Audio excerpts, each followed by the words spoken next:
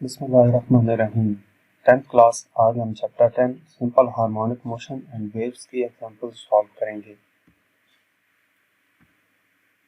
Numerical examples हैं। सबसे पहले हमारे पास जो एग्जांपल है उसमें ये कहा गया है कि एक motor weighing 3000 Newton compresses a spring of its shock absorber by 10 centimetre. एक मोटर कार है जिसका वेट 3000 न्यूटन है और जो शॉक एब्जॉर्बर के स्प्रिंग उसमें लगे होते हैं वो उन स्प्रिंग्स को इस वेट के जरिए से कंप्रेस कर देती है कितना 10 सेंटीमीटर तक। Find the spring constant. तो उस शॉक एब्जॉर्बर में जो स्प्रिंग लगा हुआ है उस स्प्रिंग का स्प्रिंग कांस्टेंट क्या होगा, यानी कि ये हमारे पास फोर्स गिवन है और ये डिस्टेंस गिवन है जितना के स्प्रिंग कंप्रेस हुआ, तो हमने के की वैल्यू इसमें कैलकुलेट करनी है। इसके बाद बी पार्ट में कहा गया है if spring constant of 1000 newton per metre is used instead.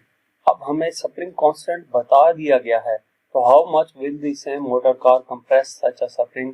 इसमें ये पूछा गया है कि स्प्रिंग वो कितना कंप्रेस होगा, यानी कि एक्स की वैल्यू बी पार्ट में हमने कैलकुलेट करनी है, जबकि एफ की वैल्यू वही रहेगी। मजीद इस तरह की वीडियोस के लिए आप हमारा चैनल सब्सक्राइब करें।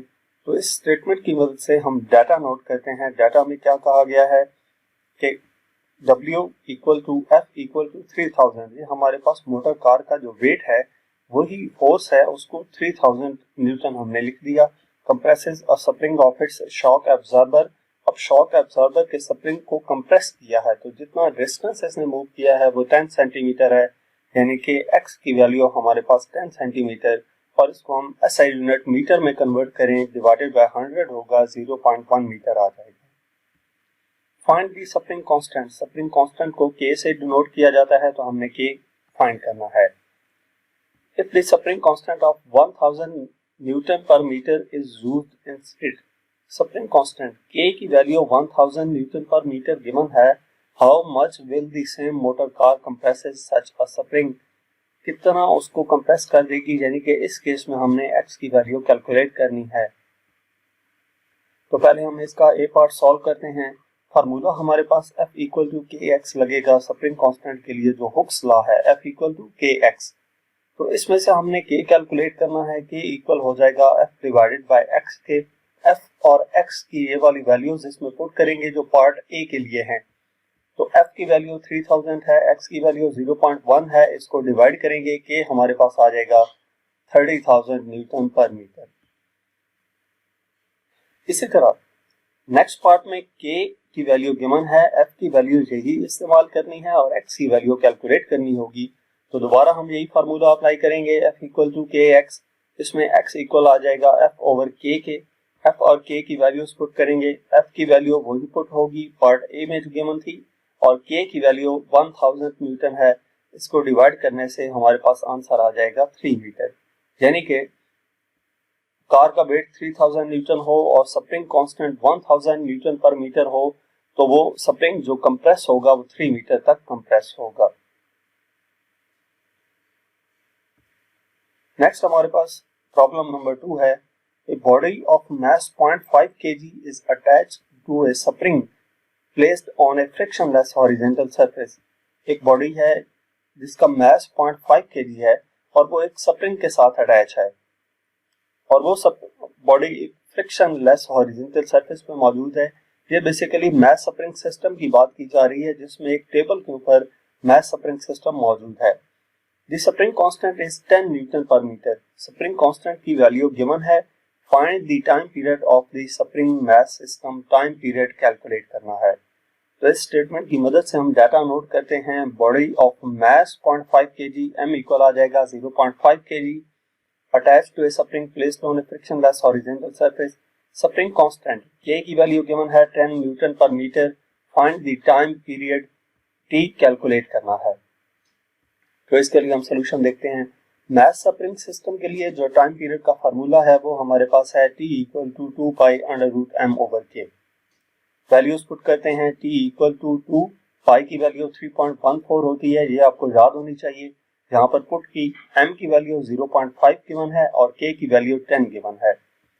तो इसको हम सिंप्लीफाई करते हैं, डिवाइड करने से ये 0.05 आ जाएगा। 2 को इससे मल्टीप्लाई किया और 0.05 का अंडर रूट लिया तो ये 0.22 आ गया। इन दोनों को मल्टीप्लाई करने से टाइम पीरियड आ जाएगा 1.4 सेकेंड। नेक्स्ट हमारे पास प्रॉब्लम नंबर 3 है, find the spring force for a simple pendulum having Bob of mass 100 gram that has been pulled by an angle of 6 degree from mean position। क्या fun करना है, find the spring force, spring force calculate करनी है for a simple pendulum. ये spring force आएगा, spring force नहीं है, ठीक है।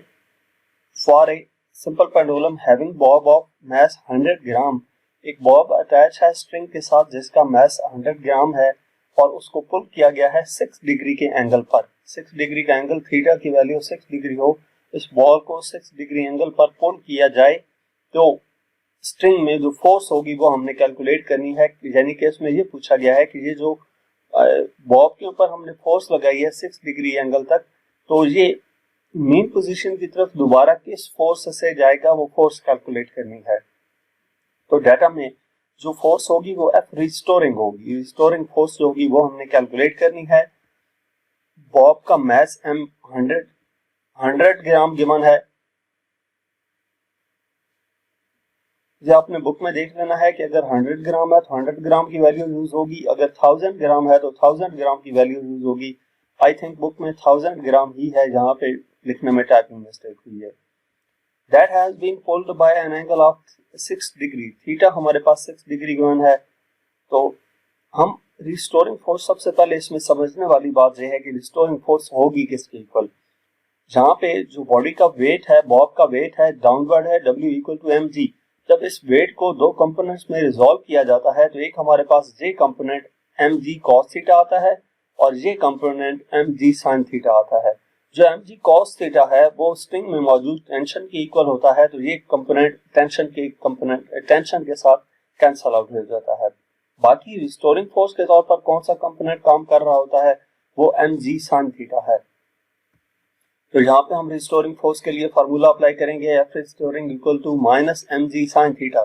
माइनस साइन यहाँ पर क्या शो करता है, ये न्यूमेरिकल के एंड पे भी आपको बता दिया जाएगा और यहाँ पे भी आपको बता दूं कि रिस्टोरिंग फोर्स हमेशा टुवर्ड्स दी मेन पोजीशन होती है, तो mg फोर्स के साथ नेगेटिव साइन आएगा। इसमें हम वैल्यूज पुट कर देंगे, m की वैल्यू 1 है, g की वैल्यू 9.8, साइन थीटा की वैल्यू 6 है। तो एफ रिस्टोरिंग इसको मल्टीप्लाई करने से माइनस 1.024 न्यूटन आ जाता है। नेगेटिव साइन ये शो कर रहा है कि हमारे पास जो रिस्टोरिंग फोर्स की डायरेक्शन है वो हमेशा मीन पोजीशन की तरफ होती है। नेक्स्ट न्यूमेरिकल नंबर 4 है, find the gravitational field strength on the surface of moon if a simple pendulum of mass 1 kg and length 2 meter swings with a period of 7 seconds। Gravitational field strength की value find करनी है moon पे। Gravitational field strength से मुराद जी की value calculate करनी है। If a simple pendulum of mass 1 kg, simple pendulum है जिसका मास 1 kg है, लेंथ 2 मीटर है वो, और उसका टाइम पीरियड 7 सेकंड है। बेसिकली ये जो बताई गई है ये इंफॉर्मेशन जो on the surface of the moon है, तो इन वैल्यूज को यूज करते हुए जी की वैल्यू कैलकुलेट करनी है on the surface of the moon. तो डाटा इसमें क्या है, find the gravitational field strength, यानी कि जी की वैल्यू कैलकुलेट करनी है। If a simple pendulum of mass m 1 kg given है, लेंथ l 2 मीटर गिवन है, with a period of 7 second, T time given है 7 सेकंड का। तो इसका सॉल्यूशन हम देखते हैं। हमारे पास इन टर्म्स पे अगर आप गौर करें तो जो टाइम पीरियड का फार्मूला होता है सिंपल पेंडुलम के लिए वो इस्तेमाल किया जाएगा, t equal to 2 pi under root l over g। इसमें हम वैल्यूज पुट करके g की वैल्यू कैलकुलेट कर सकते हैं। यहाँ पे एक बात याद रखनी है कि हमने मास लिखा है m की वैल्यू, लेकिन m की वैल्यू हम इसमें यूज नहीं करेंगे क्योंकि सिंपल पेंडुलम का जो टाइम पीरियड है वो मास के ऊपर डिपेंड नहीं करता, उसके फार्मूले में m यूज नहीं होता। तो m की वैल्यू जस्ट इंफॉर्मेशन के लिए दी गई है, उसका इस्तेमाल नहीं है इस न्यूमेरिकल में। तो दोनों तरफ स्क्वायर ले लेंगे, ये t स्क्वायर 4 पाई स्क्वायर हो जाएगा, इसका अंडर रूट का स्क्वायर कैंसिल हो जाएगा, यहाँ से g इक्वल आ जाएगा 4 pi square l divided by t square. यानी कि g equal to 4 into pi की वैल्यू 3.14, इसका स्क्वायर आ जाएगा, l की वैल्यू 2 आ जाएगी, divided by time period 7 square आ जाएगा। तो इसको सिंप्लीफाई करते हैं, g इक्वल आ जाएगा, ऊपर वाली वैल्यूज को हमने सिंप्लीफाई किया, मल्टीप्लाई किया तो ये 78.9 आ जाता है, डिवाइडेड बाय 7 का स्क्वायर 49 हो जाएगा। तो g की वैल्यू आ जाएगी 1.6 metre per second square. Next हमारे पास एग्जांपल है, example number 10.5, what is the frequency of second pendulum. Second pendulum की फ्रीक्वेंसी क्या होती है उसके बारे में बताना है। सेकंड पेंडुलम को बेसिकली पेंडुलम वॉच भी कहते हैं। तो सेकंड पेंडुलम जहां पर भी वर्ड इस्तेमाल किया जाएगा, सेकंड पेंडुलम से मुराद ये होती है कि ऐसा पेंडुलम जिसका टाइम पीरियड 2 सेकंड हो। तो डाटा हम इसका नोट करते हैं, एफ फ्रीक्वेंसी कैलकुलेट करनी है, सेकंड पेंडुलम यानी कि टी हमारा 2 सेकंड गिवन है। तो इसका सोल्यूशन सिंपल सा है, इस तरह की जो स्टेटमेंट होती है वो आपके एमसीक्यूज में आ सकती है। फ्रीक्वेंसी टाइम पीरियड का इनवर्स होती है, F equal to 1/t, value put की, सिंप्लीफाई किया तो ये एफ इक्वल आ जाता है 0.5 हर्ट्ज के। लास्ट एग्जांपल है हमारे पास 10.6, Maher moves one end of a rope up and down with a speed of 2.5 metre per second. Maher रोप का एक and up and down move करती है 2.5 मीटर पर सेकंड की वेलोसिटी से। It produces oscillations whose wavelength of 0.5 metre. अब ऐसा करने से 2.5 मीटर की वेवलेंथ प्रोड्यूस होती है, उस ऑसिलेशंस प्रोड्यूस होती हैं उस रोप में। Calculate the frequency of the wave generated in the rope. तो उस रोप में जो वेव जनरेट हुई हैं उनकी फ्रीक्वेंसी क्या होगी वो कैलकुलेट करनी है। तो बेसिकली इसमें क्या कहा गया है कि Maher moves one end of a rope up and down, velocity given है v equal to 2.5 metre per second, produces oscillations, wavelength lambda 0.5 metre given है, calculate the frequency f calculate करना है। तो इसमें भी सिंपली हम v equal to F lambda का formula use करेंगे, वेलोसिटी, फ्रीक्वेंसी और वेवलेंथ का जो रिलेशन है। तो यहाँ से f इक्वल आ जाएगा v ओवर लैम्डा के, v और लैम्डा की वैल्यू इसमें पुट की, इसको डिवाइड किया तो हमारे पास आंसर आ जाएगा 5 हर्ट्ज। नेक्स्ट 7 नंबर एग्जांपल है, find the wavelength of the lowest and the highest frequency sounds that humans can hear which travels with a speed of 343 metre per second in air। कि wavelength calculate करनी है lowest और highest frequency sound की जो कि human सुन सकता है, यानी कि ऑडिबल फ्रीक्वेंसी रेंज की बात हो रही है। ऑडिबल फ्रीक्वेंसी रेंज में लोएस्ट और हाईएस्ट फ्रीक्वेंसी जो है वो वैल्यू हमने कैलकुलेट करनी है, वो यहाँ पर गिवन नहीं है। सिर्फ लोएस्ट एंड हाईएस्ट फ्रीक्वेंसी के जो वर्ड्स यूज किए गए हैं इसकी मदद से आपने याद रखना है कि लोएस्ट फ्रीक्वेंसी के लिए 20 हर्ट्ज और हाईएस्ट फ्रीक्वेंसी के लिए 20,000 हर्ट्ज की वैल्यू यूज की जाती है। स्पीड हमें गिवन है, जो साउंड की स्पीड है 343 मीटर पर सेकंड एयर, वो हमें गिवन है। तो हम इसमें डाटा लिखते हैं, find the wavelength of lowest and highest. Lowest के लिए लैम्डा एल और हाईएस्ट के लिए लैम्डा एच हम यूज कर लेते हैं, ये दोनों वैल्यूज हमने कैलकुलेट करनी है। लोएस्ट फ्रीक्वेंसी यानी कि F L frequency, F L lowest frequency 20 hertz होती है और हाईएस्ट फ्रीक्वेंसी ऑडिबल साउंड की 20,000 हर्ट्ज होती है, 20 किलो हर्ट्ज।